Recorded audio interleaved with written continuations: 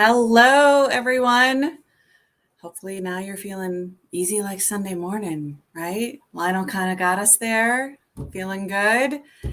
Boy, what a great couple of mornings with really, really interesting topics, great conversations. This has been a lot of fun.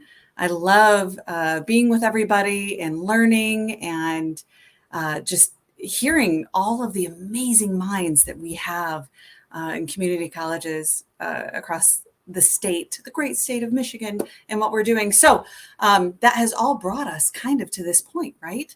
The pinnacle, the premium offering that we have at the Trends Conference of the President's Panel. And so the one that we have here today to share with you is a great conversation with three amazing community college presidents and our own MCCA president.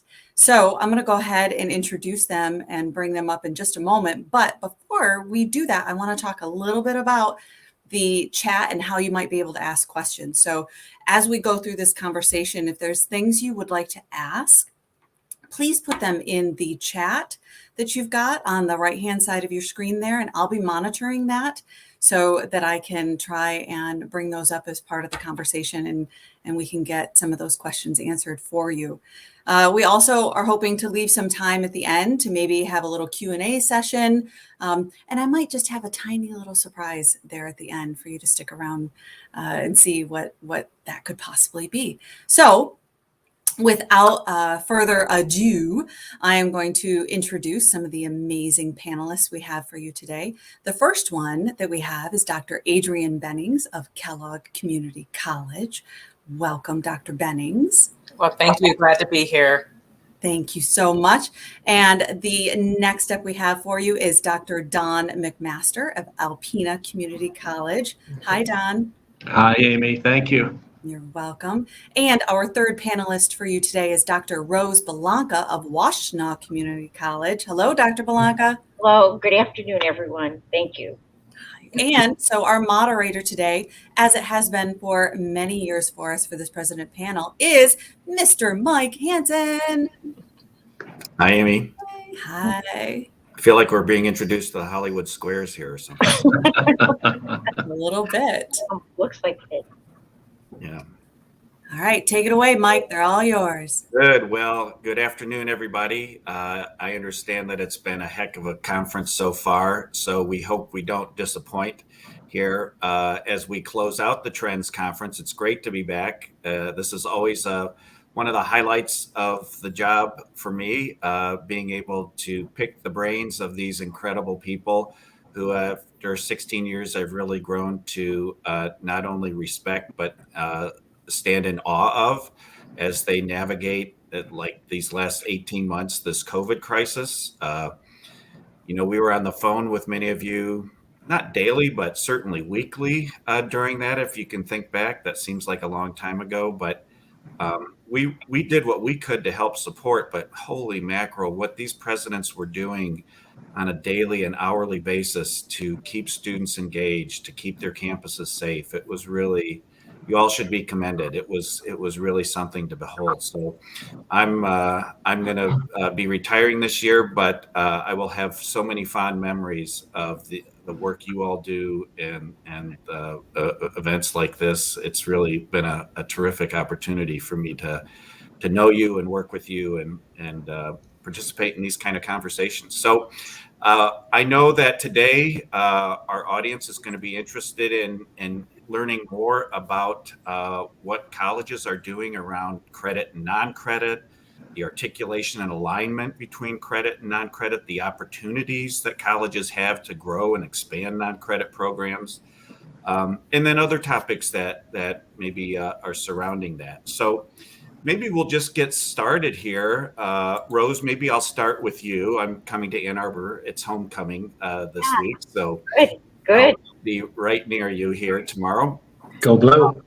Yeah, go Blue. So when we talk about the articulation between non-credit and credit classes, I think there's a lot of opportunities to grow those articulations and those relationships. Can you talk a little bit about those opportunities at Washtenaw Community College? And maybe this is even more relevant now for returning adults who may be coming in larger numbers because of programs like Reconnect. But maybe talk a little bit more about this articulation opportunities between non-credit and credit classes at Washtenaw. Thanks, Mike. First of all, I love non-credit. We all do here. It's a synergistic relationship, but the Reconnect really helped bring a lot of attention to adults throughout the state about opportunities to advance their education, and it helped help them ask some good questions. So what we found is a lot of our students that were in our non-credit programming, for example, wanted to know how they could apply what they had learned in non-credit and transfer that to the credit program. We also realized at that time that really experience is a great teacher, and the importance of, and I believe all of us have this credit for life opportunities and training. So through the non-credit programming and credit for life opportunities, what we were able to do is develop these articulation agreements between our non-credit and credit areas. So, and I'm not sure because we're all doing this, and when I speak about Washtenaw, I think I'm speaking about all of us, and that's what amazes me about community colleges is that we are all in this together. But all of a sudden, that Reconnect program not only sparked an interest in adults and students, but it sparked an interest in employers, and it sparked an interest in colleges, in the credit program, to see how can we gather these adults, how can we get them into our program. So the way we're doing it is documenting it through articulation agreements with particular programs within, like in IT, for example, our nursing program, for example. We also are doing what I'm sure all of you have done is the advanced placement testing. We looked at military training and how that could help with the Reconnect, the portfolio evaluation. And then in our non-credit program, we have a certification testing center where people come in and take that certification. So we looked at that certification testing also as a way to articulate it in credit programs. Interesting. Don, what do you think at Alpena? Are these non-credit programs and classes growing at your college? And if so, why do you think that might be the case? It certainly sounds like at Washtenaw, they've used the catalyst of Reconnect to really help expand and focus their attention on some of these programs. What's it like at Alpena? Non-credit has always been important at Alpena. That's where I started when I came to the college in 1991, and I worked in that area for 20 years or more. I've been the president here now in my 7th year. Non-credit training with our business and industry people has been an integral part of what we do and part of our responsibility for serving the region. We're quite remote compared to most other community colleges in Michigan. So like the nearest university would be Saginaw Valley, 2 hours, more than 2 hours to the south, or Lake State, more than 2 hours to the north, and there really isn't one to the west. And then to the east, we have Lake Huron. So we're it. And I can speak a transformative event for me, I guess if I could speak personally. Hopefully people can derive some value from it. I was working in a paper mill doing non-credit training under a federal workplace literacy grant. There was a time when those grants were fairly plentiful. And I learned a ton, probably more than people learn from me, because mill workers don't really have that much to learn from English majors, but that's what we were doing. And I grew very respectful and and fond of the skills that people bring to workplace classes. And about 4 years into that, like many paper mills in the upper Midwest, it closed and just boom. The 190 people were milling around that plant wondering what they were going to do next. And I was in the plant that day. And it led me to get very much involved in the transition from non-credit into credit retraining, which was funded by trade. They were fortunate to get trade. And many of them came back and transformed their lives and began to do something completely different. And that really spoke to me in a way about the role of the community college, the role of non-credit, the importance of non-credit and credit working cooperatively. That always doesn't happen. It definitely happens now. We have some great people working in non-credit and on the credit side. I think part of the Reconnect has definitely been a stimulation or a stimulant to folks re-entering post-secondary education. Sometimes they re-enter it in a non-credit way and migrate to credit instruction. Also, the availability of grant funding is significant. A lot of what we do is grant funded. I guess we see non-credit as kind of three avenues. One is opportunities, I should say, and one is the outreach to important business industry sectors. We have a non-credit training program for the concrete industry called Block Makers. We've been doing it for more than 50 years up here.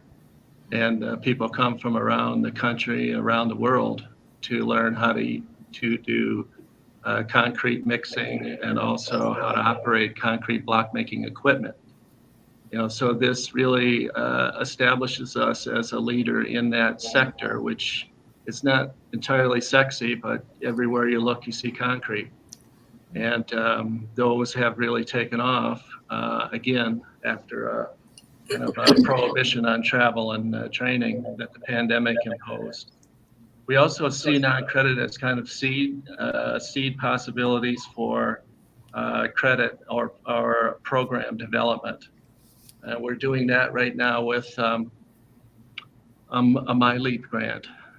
We have a very active and successful utility line workers program up here, training young people, mostly men, but not all, to climb poles and work at height with voltage.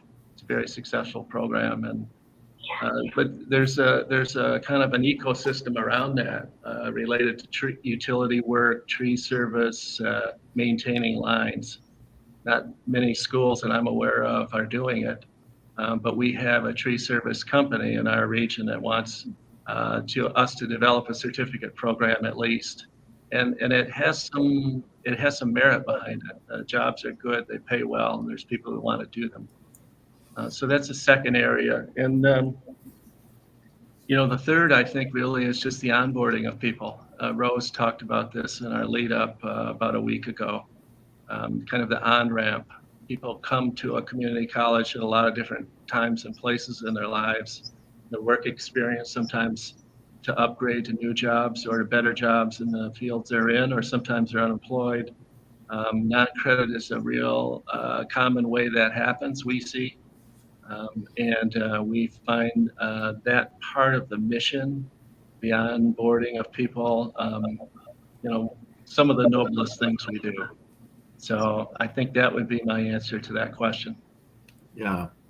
What's interesting, both you and Rose mentioned the role of employers in non-credit work. And I know with my work here in the legislature and working with different business groups, much of what we hear is this persistent skills gap, as people talk about. And the fact that, there's lots of people potentially looking for jobs, and there's certainly lots of jobs open, but the skills don't always align that employers are looking for. So, Adrian, maybe I'll turn to you to talk about this issue of the skills gap, and this seems to be somewhat of a persistent problem. And it seems as though community colleges should be right. This should be right in our crosshairs in terms of addressing these issues. What do you think the role of community colleges should be, especially around non-credit programs, in addressing the skills gap issue? Oh, that's a very good question. And, just coming from a community college perspective, I'll start with our role is much more beyond just simply education. It's so many more things. And I think between all the community colleges here in Michigan, we talk about in our missions, enriching lives, changing lives, transforming lives, all these things. And we have to truly consider our role from the extent to where our students leave better positioned to succeed in all aspects of life because of the opportunities they experience at our colleges, right? And so picture this, when you talk about the skills gap, picture this great chasm between the skills that our students have or don't have. And then on the opposite side of that, the skills that are needed in the workforce, or the skills that are needed in specific industries, or the skills that, our local, regional, or national employers are seeking after. And so for the community college, I believe that our role first involves an understanding of the immediate needs of, not only our students, because, for many of them, they have lives and they have to be able to provide. And the second immediate need of the employers and having an adequately trained workforce. And I'll say, we can't fix what we don't know. We can't provide an opportunity where we don't know that the opportunity is needed. And then our students don't have access to an opportunity that they don't know is available to them. So our role is to meet both of the needs. And I always try to answer it with a question as well. We have to ask ourselves, are we first fully aware of the true student needs? And then secondly, are we fully aware of the needs of employers, not only nationally, but in our own service areas, our communities? And for KCC, that's the Tri-County area, Berry, Branch, and Calhoun County. And I will say that honestly, no, KCC is not fully aware of the true student needs, but we're making progress in understanding that. And we're not fully aware of the needs of the employers in the area, but we start by establishing or building, our relationship, that business employer community network, creating that network, not only for learning, but strengthening the employability of our students as well. So you have to recognize the link where that will strengthen the awareness. And then also, when we talk about closing the gap, what learning outcomes do we have that are relevant and applicable to non-credit and credit? And so we have to get outside of the framework or the mindset of separating those as two distinct silos, but understanding that our students are students, and no matter what they're here to accomplish, they are first and foremost a student. We don't, I know we're talking non-credit, but there's a mindset shift there. And so we have to incorporate the learning outcomes, which for us at KCC, we have communication, critical thinking, and personal and cultural engagement, right? And so beyond that, I would say, as a community college, our role in closing the skills gap, we need to have that direct link to the employers, direct link to the business industry.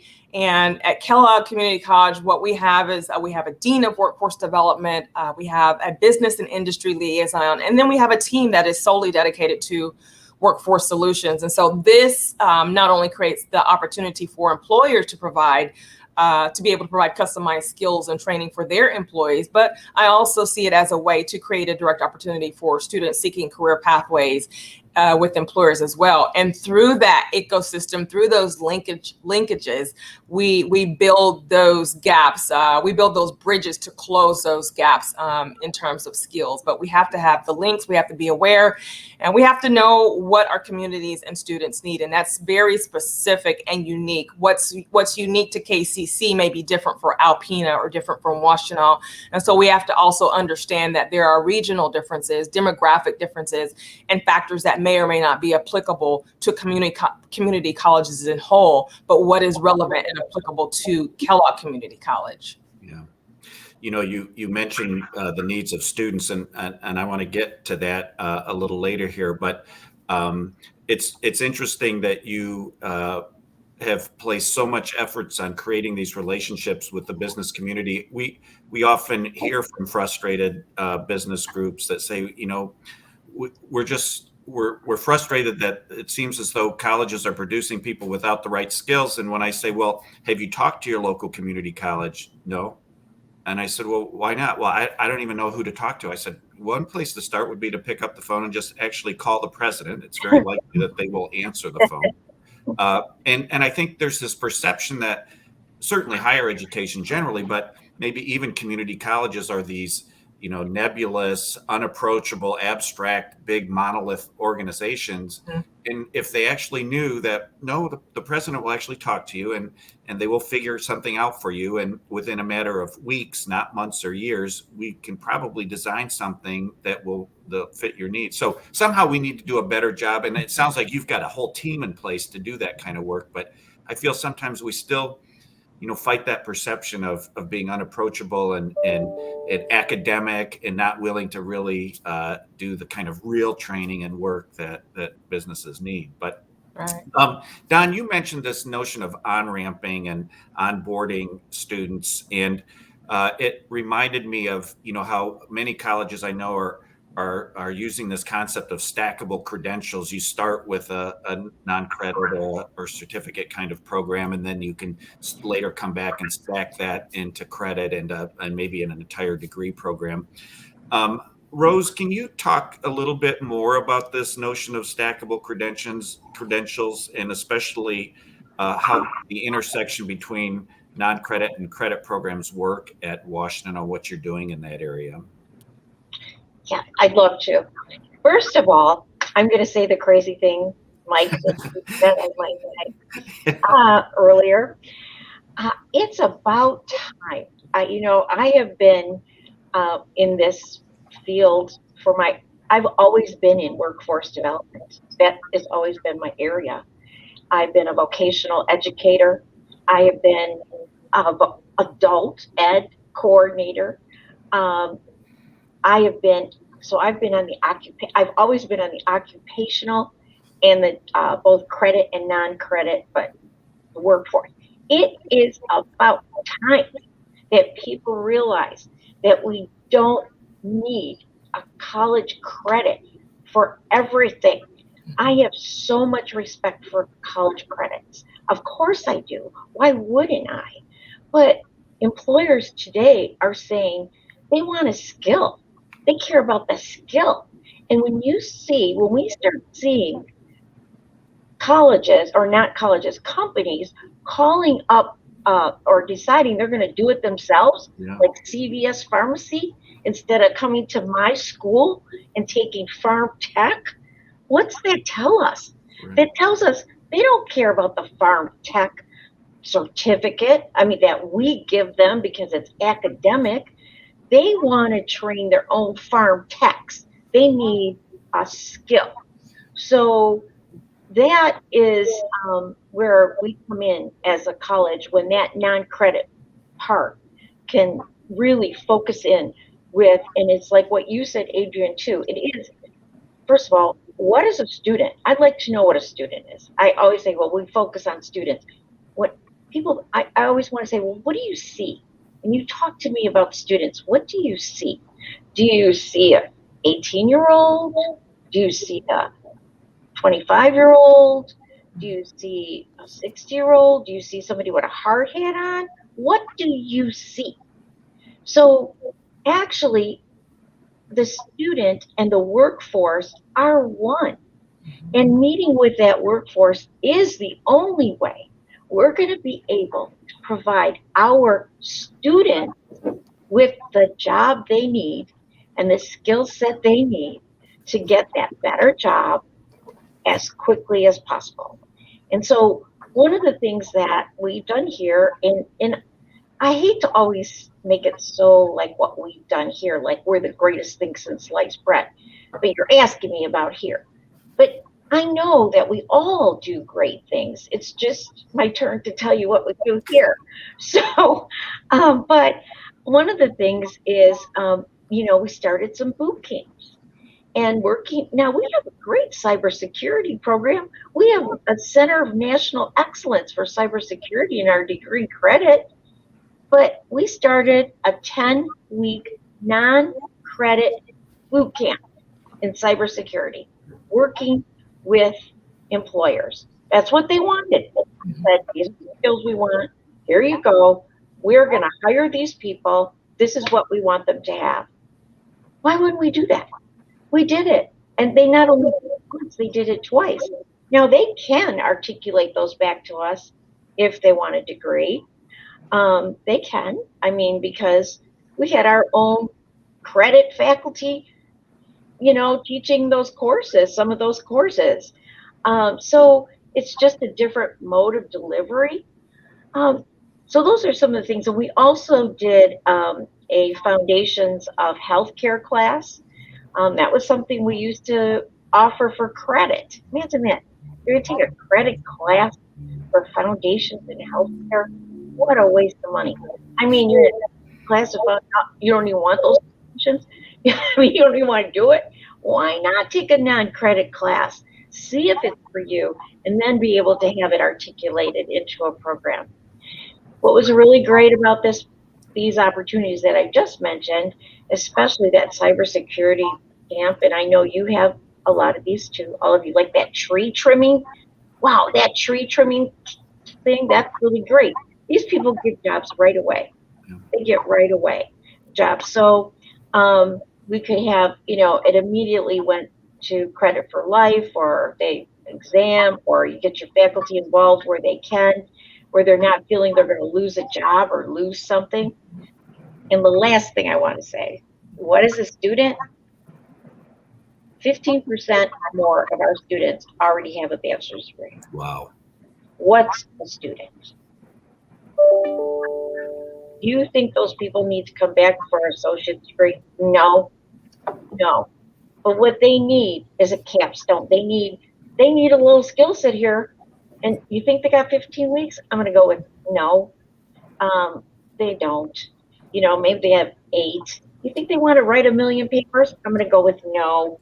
They want to learn a skill. And that's what non-credit can do. I'm sorry.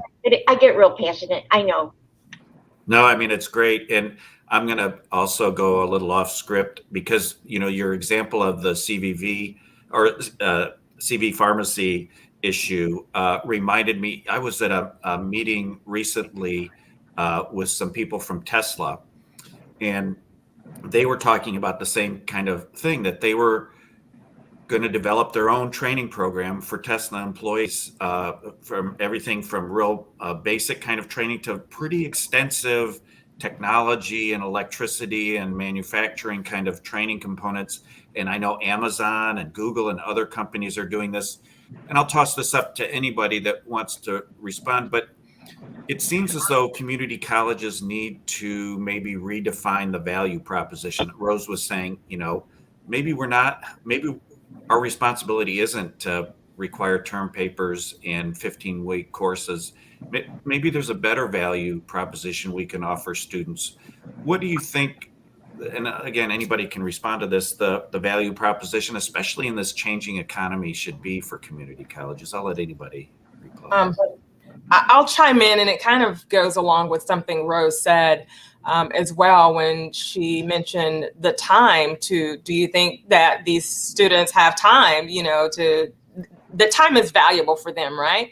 And so on one hand, I believe the value proposition comes from the perceived value of the student themselves, the person that comes with a goal in mind, and that can make or break what we're saying the value of what we offer is versus what they took away and what they perceive, right? But I think the way that we can strengthen our value proposition, especially when it comes to either, credit versus non-credit, stackable credentials, one of the ways is we are offering them a way to upskill or become, certified, or to gain knowledge in an area in a lesser amount of time than having to go through a degree program, which could take a number of years.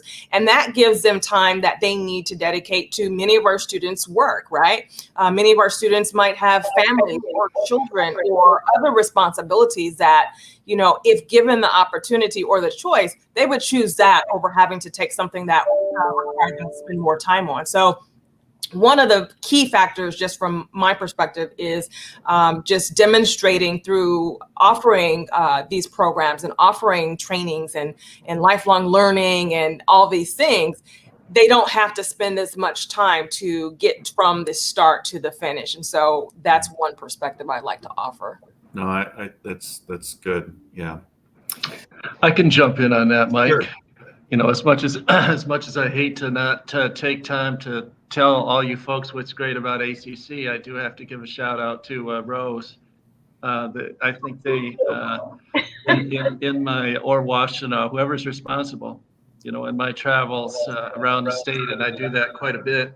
I have seen their billboards, and I'm envious. I wish I'd thought of it first. She has the billboards up that says, "What do you call a Washtenaw Community College graduate? Employed."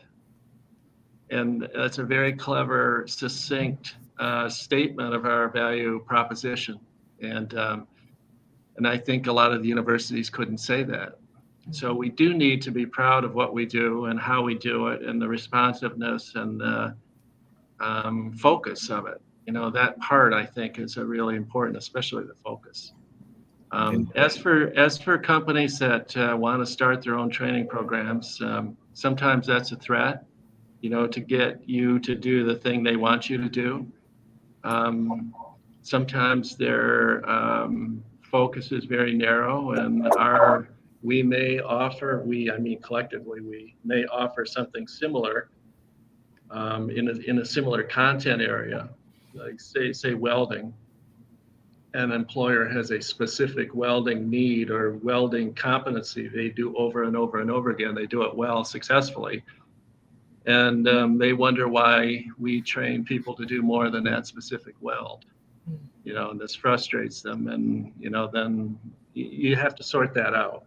Yeah. I think the thing that we can't do to a company like Tesla or any company is to say, is to be unresponsive, to be, to not listen, or to, you know, be real insular. You know, our job is to, even if it's somewhat offensive, is to figure out a way forward to serve almost everyone. And generally, when you get a win or you do things that people value, either the students or the employer, preferably both, that builds on itself. And this is the way forward, is that kind of pathway of multiple small successes. And it takes somebody on the non-credit side who has a thick skin and can get things done and not get bogged down. Yeah. Don, I want to shift gears a little bit now, but I guess we'll stay, since you have the microphone, so to speak, we'll stay with you and talk a little bit about the impact of the pandemic. Clearly, it required most of education, K-12, higher education, to transition within a matter of days, frankly, to remote and virtual learning. And it, you know, arguably the impact on non-credit and career-based and occupational programs may have been greater than traditional classroom-based programs. Can you talk a little bit about the impact of this transition from face-to-face to virtual, especially on some of the non-credit programs, and whether or not you think that impact was greater? And if so, why may have that been the case? Sure, I can speak to that. Maybe I'm going to start on the, I guess, the MODAC side maybe here first. You know, we being remote and working in, you know, K-12s on a very large footprint from, if folks are familiar with Northeast Michigan, we're from Sheboygan to almost Standish, and west almost to I-75. You know, we were doing a lot of video conferencing instruction. especially, this would be dual enrollment, early college, gen ed side stuff. And why we did that is that, we work with a lot of schools that have 20 or 30 graduates, in their senior class. So you cannot afford to send somebody 60 miles away 3 times a week for an English 111 class, pay them travel and pay them an adjunct rate or a full-time instructor for 5 kids. But there may be 5 kids in that class that really want to get moving on college. So it was a quandary we had to kind of try and sort out and figure out. So we went to a WebEx system, which is like Zoom, but it's Cisco based. And so we would originate content from either our main campus or our campus in Oscoda. And we would aggregate sites, so we would have 2 or 3 sites where we would maybe have 5 students in each class. But if you had 3 sites, you'd have 15 students and you'd have a class, like similar to what we're doing here on this call. And that worked really well. And it was a big change. It was an investment. This was pre-pandemic, so CARES Act money was not quite so, no one even knew what that was going to be. We did get featured. If you see over my, it'd be my right shoulder, that was EdTech Magazine, which covers innovation and higher education. They featured us doing this. And it was a proud moment, and that came out in, say, February 2020. And then I can recall the Phi Theta Kappa breakfast we had down at the Kellogg Center. I was talking with some of the other presidents, and we were wondering, what do you think is going to happen with that COVID out in California or Washington State? This was, and then 3 weeks later, it was in Michigan, and the university shut down, and it just seemed inconceivable. On a Monday, and by Wednesday we were all remote and the doors were closed. Yeah. So it really affected everything we do, and we muddled through. And I think our work with the WebEx and that kind of run up really helped. And then people, they just rise to the occasion. If you have a good culture, they just step up. And that's really what happened. I do think that it adversely impacted a non-credit probably more than the credit side, because so much of the non-credit we do is occupational or has a hands-on component to it. So you can't really teach that very well in virtually. So. Like every school for nursing and welding, manufacturing, all those occupational programs that have hands-on components and jobs, we had to struggle and figure out how to do that on the non-credit side, and it really impacted it. It cut our offerings there to a large extent. I had referenced block makers. That's. Those people stopped coming. They couldn't fly into Alpena, or they wouldn't be allowed to, so that stopped. And when your business model is built on, X number of students at X number per student coming to your campus, and that all of a sudden goes away, that's a hit. But I think just overall, like every other school in its own way, we worked through it, and we continue to work through it. The issues of the pandemic are very complicated, as you all know. Do you mandate vaccines? Do you mandate mask wearing? There's people that come to our board meetings and holler about that. People who are vaccinated don't want to wear masks. Make the unvaccinated get vaccinated. All this, and so it permeates everything you do. And from my perspective, where I am, this probably is a little afield from your question.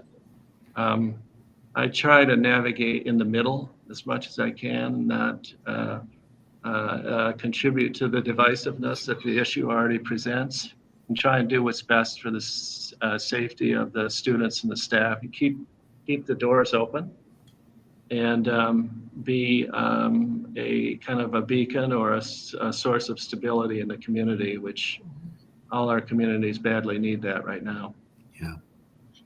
Well, thank you for that response, Don. There's still a number of topics I want to get to, and so we're going to shift gears again a little bit. And Adrian, maybe we'll go back to you. Most people that have been following the news have been paying attention to what's going on in Washington with not only the infrastructure bill, but this Build Back Better bill. And for a long time, it looked like some kind of national free college program, also called America's College Promise, was going to be in the Build Back Better legislation. But now, just yesterday or even today, it's becoming more apparent that that's probably not going to be included. But, it's interesting. Many of my friends and neighbors say, well, this must be great. You must love this free college program. And I say, well, certainly conceptually, we think it's a great idea, but the devil's always in the details. What's your view of some of these, not only state, but also now, the America's College Promise may be not in this round, but with Jill Biden as the the president's wife, almost the vice president, I can't imagine it's gone forever. It will probably keep coming back.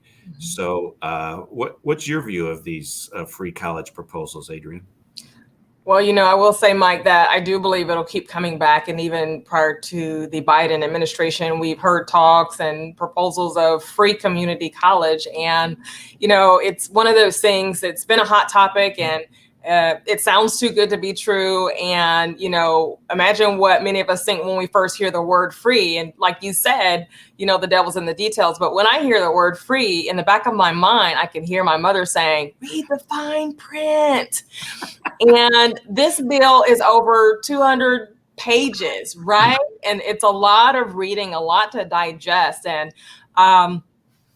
since I didn't have time to read the over 280-page bill, what I'll start with is just some general information from this federal policy that was more recently proposed, and we now know is not no longer on the table at this point. So we have this act which was introduced, and it's this federal state partnership, and promise of billions, not only for covering the cost of tuition for students, but there were some eligibility criteria. But also, what's interesting about the proposed model that was presented was that there was at some point going to be what I will say a cost share ratio, with the federal side funding 70 to 75% and the state side funding 20 to 25%. So it's kind of like going into a restaurant and saying you've got a free meal, but then being left with the tab, right? It's not, someone's got it. There's a cost to it. Right? So the state now has to pick up the tab if that was going to be. And I'm not certain what that would look like, knowing that so many questions come into my mind with state appropriations alone, and knowing that even prior to my tenure and pre-COVID, their state appropriations, has posed, challenges for community colleges for a number of years. And now community colleges are not just by COVID, but just looking at the trends and where we want to go and need to go to remain sustainable, or have to come to the table and say, okay, is the cost of community college really about tuition? And I think when we focus on our mission, community colleges in Michigan are already built on two principles, and that's access and affordability. And when I see such policies, I begin to question, are they truly built for carrying the voice and what our students need? Is that really the pressing issue for community college students? And I would say no, because of the access and affordability piece, but also I would say, gosh, for our community college, and just knowing that the demographics are common across other community colleges, the needs are, how are they going to feed their families? How are they going to keep their jobs? Do they have sufficient transportation? And, how are they going to pay their bills? And even with COVID now, how are they going to provide for childcare, and that sort of thing. So I'm not sure that, I think conceptually, I would agree that the policy itself, it's a good start. But it begs the question, are we meeting our students where they need it most? And I think programs such as this can be a great opportunity for student success, but it's more that can be done, such as federal funding for workforce development or career retraining, or, funding for federal incentives for non-credit programming, or even federal funding to, have to bring in the operational side, even funding to, manage the or offset, the costs associated with, programming and infrastructure, that sort of thing. So there's a lot of opportunity there to bring the right folks to the table to shape federal policy, but also to ensure that it's truly meeting the needs, and not just something that, and I'm not saying this is the case, but not something that is just to say, we provided the funding, we value community colleges, and here's a pot of money.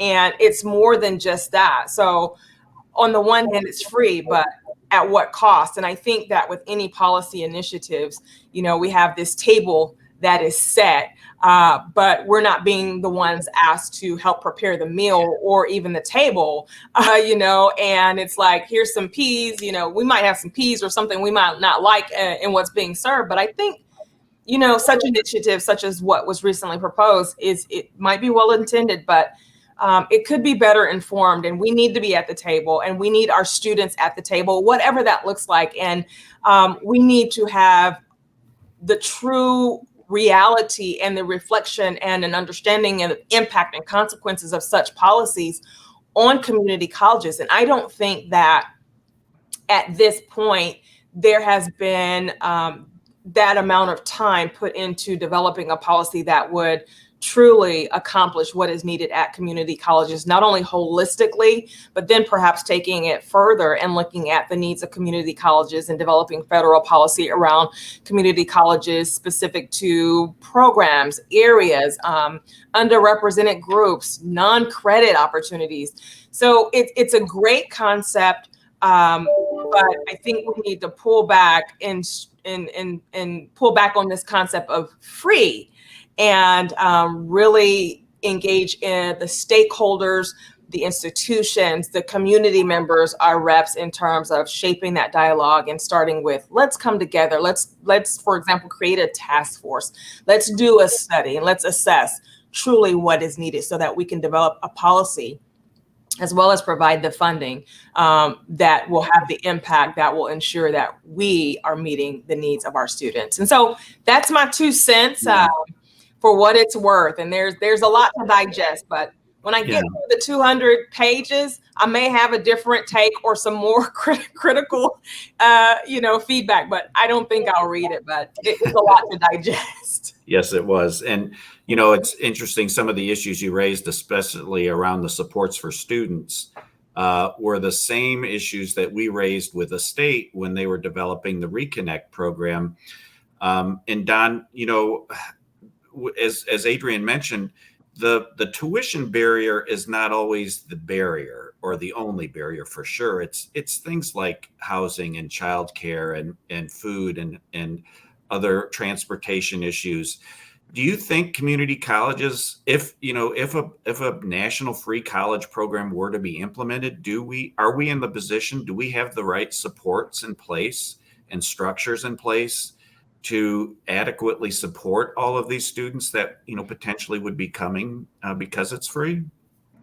Yeah, that's a great question. I'd like to answer that. I'd like to go. Well, thanks to you and Aaron and the people at AACC who have really briefed us on what they know about this proposal. I'm not a fan of it. The free is an easy catchphrase, but there's lots of problems with it. The proposed average tuition across the country is way lower than what our in-district charge for a student is, and partly because we have a very small tax capture up here. And then getting rid of the distinction between in-district and out-of-district is a big problem for us. Many of our students for these occupational programs don't come from Alpena County. And so that would be a double hit. And then the last piece is, why would somebody in Alpena County want to pay millage if everyone gets charged the same and essentially everyone gets to come free? They wouldn't. You know, so millage is 20% of our funding base. You know, and if that goes away, no matter how many free students you get, that you can't charge out of district tuition, and that, you know, the tuition is lower than you currently charge, all of that is bad. Yeah. Now, to answer your question, the question, do we have the supports? We have, I think, adequate supports for the students we have now. It's unclear to me whether if tuition was free, we would have a monsoon of more students. I tend to not think so. I don't really think we'll get more students, even if it is free. My old friend, and you know Mike, him well, Dr. Joynton, my predecessor, you know, he has an acute, but I think in an eclectic take on this. He says people, and I've recognized this from the non-credit side, people value things when they have some contribution into it. And if you give it away for free in an odd way, people devalue it. I've seen that in the non-credit world for years. People will ask you to find funding to fund something they need. You do that, and then they won't send people, or you know, there's other things that are more important. So when everything is free, I think philosophically, people devalue what's there. So if it did pass, and we did have more students, we would need to find more resources to support those students, I believe. Yeah. Yeah, go ahead, Rose. Well, they never defined what is a student. I'd like to know what they're thinking. Are they thinking, I know, devil's in the details. What's a student? Some have said, well, it's a K-20 program. Well, we just got done talking about how that's not the student. That's not the student. So who's the student? And what is a community college? And I'm not too crazy about it either. But again, you know, for all the reasons that were said, but Adrienne, I haven't even read page 1 of it. So it's just my opinion. You know.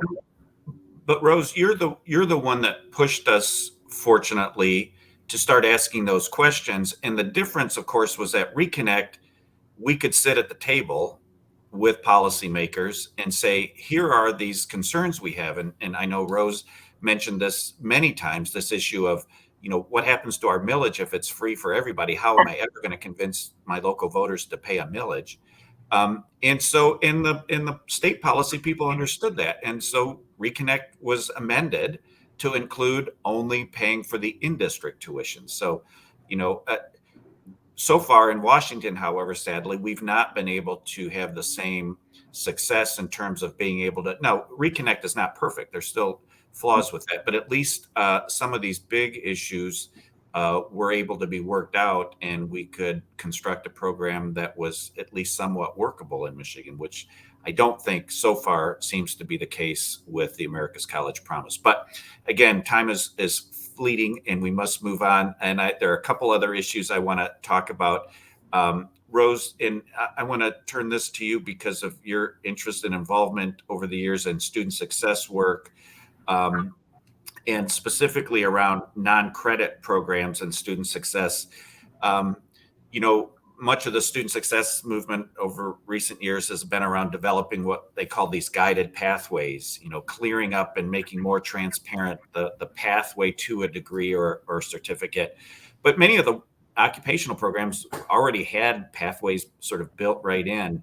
And so that maybe provided more growth opportunities for these programs. And of course, now with the changing economy, as we've talked about, do you see growth opportunities in some of your non-credit and more occupational programs as it relates to this changing economy and this emphasis on completion? Yes, again, everything all of my answers are based on the question, defining the student. So that it just, that's it. Who's the student? So, yeah, I do, because changing technology is changing the demands on the work that's being done. It's not making it more difficult. It's not making the work more difficult. It's just different. It's different. And what that means is training isn't going to require wholesale change. It just has to be adapted to the changing needs. And that's where I believe the growth is going to come. Um, I believe that companies want both the uh, availability and familiarity with technology with all their employees. And I think they like the blend of the younger generation with the domain knowledge of the older generation, because that's what they have right there working. And I think that's where that labor shortage that we're looking at in the areas of IT, in the areas of healthcare, in the areas of manufacturing, depending where we're at, that's due to an aging workforce, in some areas declining population. But where I think the growth is going to come is in micro learning. I think it's going to come in skill based learning. And yeah, some things have to core change. Of course, there's fundamental changes that have to be there. But lifelong learning, I remember we used to talk about that. We used to think it was basket weaving. I mean, lifelong learning, I used to think, what is that? Like, I picture sitting in an old age home and going to Chippewa Valley School, adult ed program. No, that's not what it is. So lifelong learning is always going to be here. And, but what I think is going to require, and it's good to know that I believe, and I think we're all doing it. I know I need to do it better, but I think we're all doing it. And that's a collaboration between the company, the educator, and the labor union. Like in a lot of areas, it's highly unionized. Like we work very closely with our labor unions, but look at Henry Ford Community College. I mean, they really work very closely. Look at Macomb Community College. They work very closely with their labor unions. So all three have to sit at a table and say, you know what? What kind of training is essential, and then they can help us, because we want to help them provide it. We can provide that training. So no, I think there'll always be growth as long as we do it right. Yeah. And we change our own paradigm, which is, I think the paradigm we have was based on the colleges of the past, like I don't know what the word I'm looking for, but we want to be a college. So I think it's great, okay? And in a college, the professor knows everything. The professor, that's why we call ourselves teachers. The professor knows everything. And you will take what the professor gives you in the time that the professor thinks you should have it, before you get the certificate that the professor thinks that you should get. Well, guess what? That professor is still very important. That professor still needs to be at that table, because that professor has so much knowledge. But what's changed now is that professor has to work with that firm, that has to work with the labor unions, and we all have to be on the same page about how we can provide either or non-credit programming. Yeah. Well, this has been a really great conversation. Our time is winding down. I want to remind everybody that if you have a question or something has piqued your curiosity or interest, please share those in the chat. But maybe the final question I'll pose to you, Dr. Bennings, and that is a little bit more philosophical or futuristic looking. I know all of you, all three of you, and all the college presidents are constantly trying to predict what's going to be happening, preparing the college for what may lie ahead, and you're scanning the environment to do that. As Adrian, as you do that, where do you see the big trends that might be impacting community colleges in the future, and which ones do you think we should all most be paying attention to? So I'm going to take a different approach to answering this and put on my what I like to call my strategic visionary hat. Okay. And, so I'm not, I know pre-COVID and even, down the road, enrollment, we talk about funding, we talk about alternative sources of revenue. There's various concerns and trends related to that. But I want to start with the one trend that COVID has highlighted, but it's been relevant, and it's the trend of change. Right. And I think I heard Don mention about community colleges, about being responsive, and we've got to be aware of the trend of change itself. And not only that, how ready are we for that change? And I want to take it from the standpoint of, I heard Rose talk about paradigm. So I'm going to bring in the terminology dimensions. And I think this is where, as presidents, as institutions, as administrators, as advocates, we all have to pay attention to three primary dimensions. And the first of those dimensions is the situational dimension. And that's simply, what is our internal environment? How internally as an institution are we prepared through our culture, our processes, our resources, our programs, our credit, non-credit, our curriculum, all these things. But at the same time, the other side of that situational dimension is the external environment. And that's what we've got pandemic, we've got economic, we've got political, we've got federal policy, we've got state policy, local policy. And taking a look at those factors within the situational dimension and look at, do these things support or hinder our ability to fulfill our mission as a community college? And then the second dimension of that, the second dimension is the transactional dimension. And when you think about the transactional dimension, it kind of speaks for itself, but you're talking about those communication flows, that dialogue, those coordinated patterns, those coordinated groups who shape the policies and procedures, and then develop the mechanisms for which, for implementation and administration and monitoring. And then the last dimension, which I believe all of are critical, but this is where I want to focus just a bit of my time, is the outcome dimension. And, it takes into consideration, number one, the functional outcomes, which easily we're saying, okay, we're going to do this. Have we accomplished it? In the midst of any change, in the midst of strategically planning, did we accomplish that? Did the student learn or achieve what they came to accomplish? Did they graduate? Did they get their certificate? Were they successful? But then more critical in the outcome dimension is the psychosocial outcome. And that's where that perception of success from the view of the student, the institution, the stakeholders, the taxpayers, that's where that perception comes into place.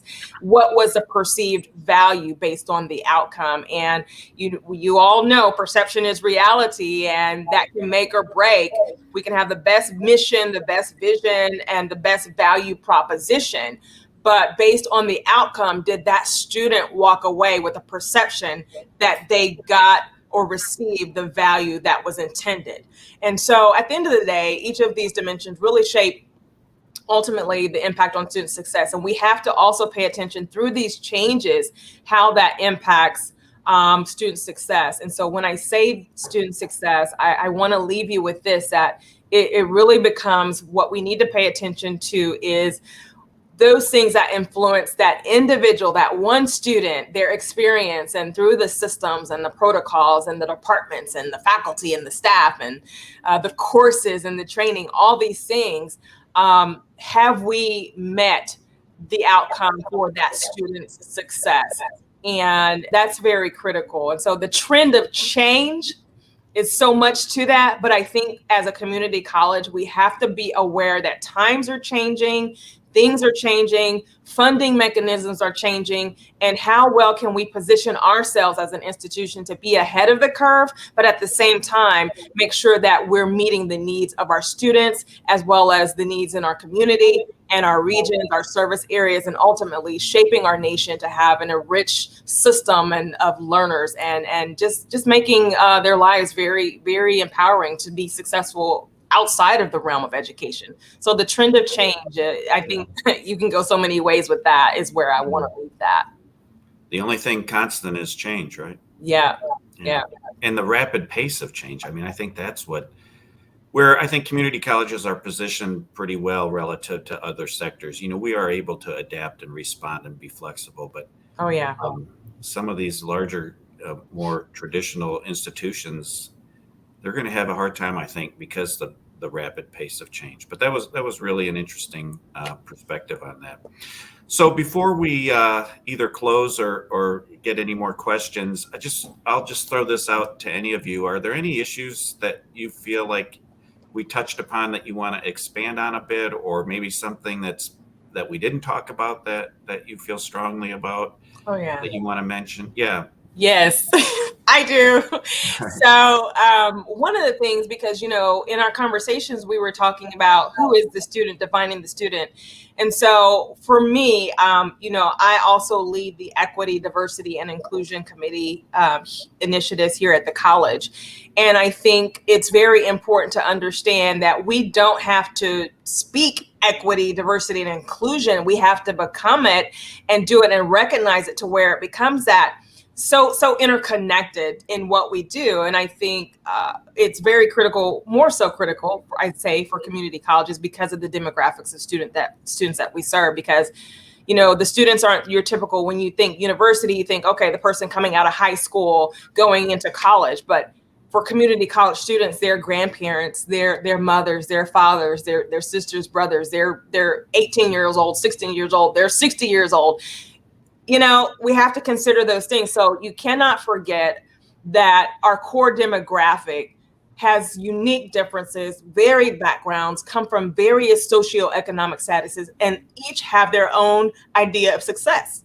Yeah. So how do we embed, how do we approach, and how do we holistically make available what that one student needs for their success, and in capturing it in the terms of equity, diversity, and inclusion? You have to keep that as the foundation of what we do, because our mission is open for all, open doors, access for all. And you can't do that without having an understanding of what equity, diversity, and inclusion is. It's very critical. It's more than a trend. It's more than something that needs to be on a website or in a strategic plan, but it needs to be something that everyone has a responsibility for and an understanding of, and they become, and they do, and they live and breathe equity, diversity, and inclusion in all aspects of the college itself. So I wanted to share that because that's near and dear to my heart, and it's very critical, not only nationally, but in what we do day in and day out.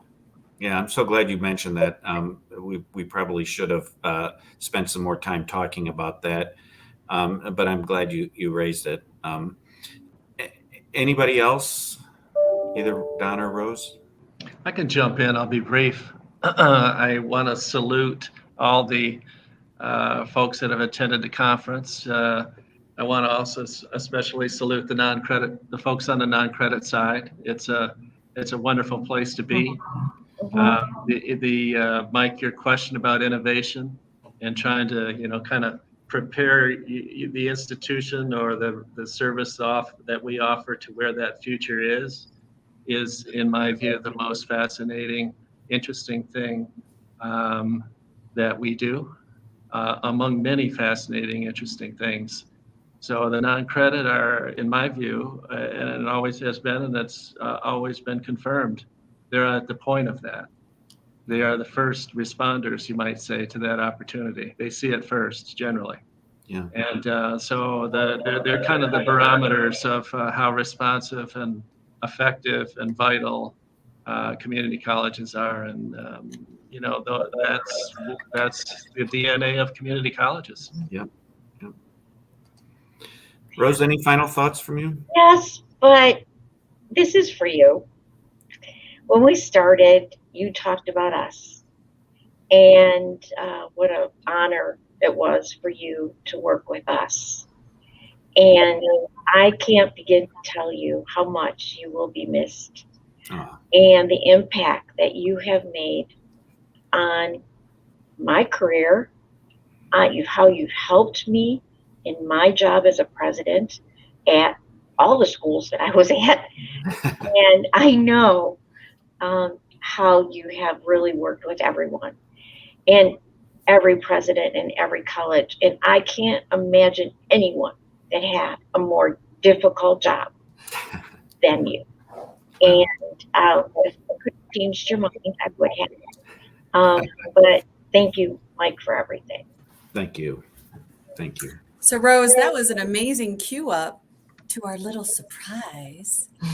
Oh, it's because it's for Mike. Oh, I know, right? It's probably happened to you all year long, hasn't it, Mike? Everybody's got something. They want to make a deal of it. So we just have a tiny one, and we just want to make sure that we thank you and let you know how grateful we are to everything that you have done for community colleges and for all of us as individual human beings. So with the little bit that I know about your background, which, by the way to keep your high school yearbook photos hidden, man. I couldn't find one. I couldn't find it. So I came up with something else that I think you might enjoy. And Jonathan from Motown Digital is going to cue it up for us. Can't believe we're breaking up. Ain't no chance for making up, baby. Don't treat me this way. You're gonna be lonely someday. After you've gone and left me crying. After you're gone, there's no denying. You feel blue, you feel sad. You miss the dearest pal you've ever had. Now there'll come a time, now don't forget it.